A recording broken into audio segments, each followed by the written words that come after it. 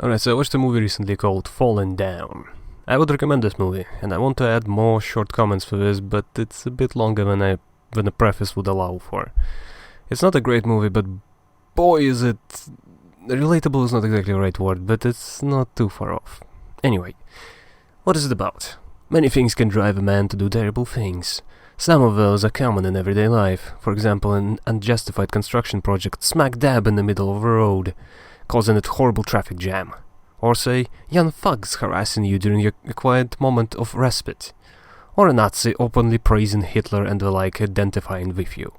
The list goes on and on. Life is rife with disappointments, and sometimes it gets to be a little much. And all you want is to make it home. A man can do terrible things. What did I enjoy?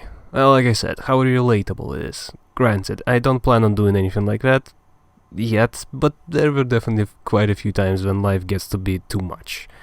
So spoilers for the first few minutes. It starts in a traffic jam. Some assholes are loudly talking, others using their horn, and also there's a fly.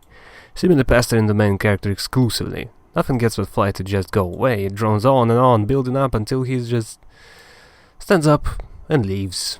He won't be going to work today. He will go home. Simple as that. How often does that happen? I've been in more than a handful of traffic jams in my time, delaying the trip sometimes. Hours. Sometimes... well, it wasn't longer than hours, but still, it was pretty long. I'll just describe one time. It was maddening.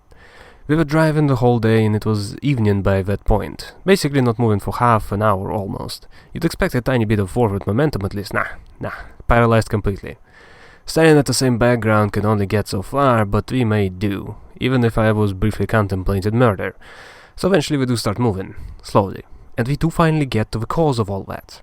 Gonna pause for a moment to let people guess what caused all this. Just try to make guesses. 3, 2, 1.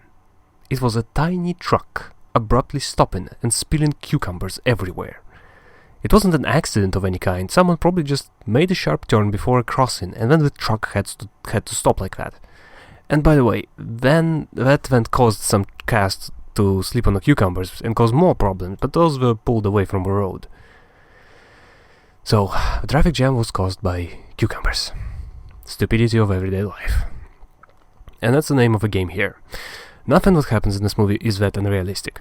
Okay, maybe coming across a bag of guns doesn't happen that easily, but that's US and who knows. But the rest isn't just a reasonable problem. Is just a reasonable problem. With life again, giving the main character a big ol' shit sandwich. Only he's tired of it and responds in kind. But he doesn't exactly go completely nuts. That's the thing which I truly loved here. For example, he makes it to the burger joint.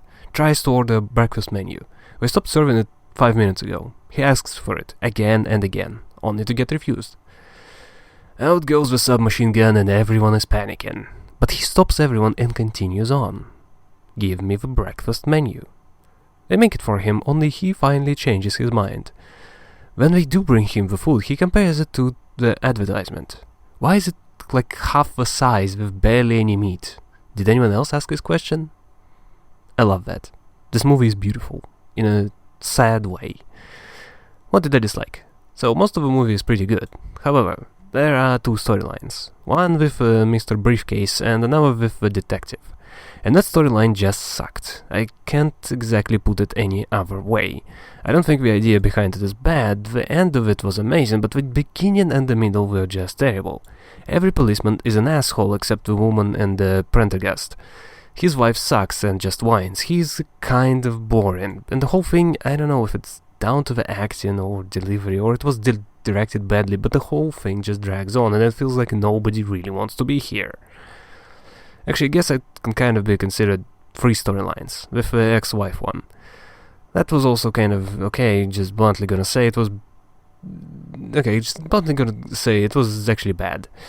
Again, it felt like the woman was selling being afraid, but struggling to back it up with evidence. But showing the actual home, the everyday life, what it was like with the ex-husband around, and what it was like with him there, I did not like it. Defense played his part well, and those home movies showed everything pretty well, but the actual present time in her home was sloppy.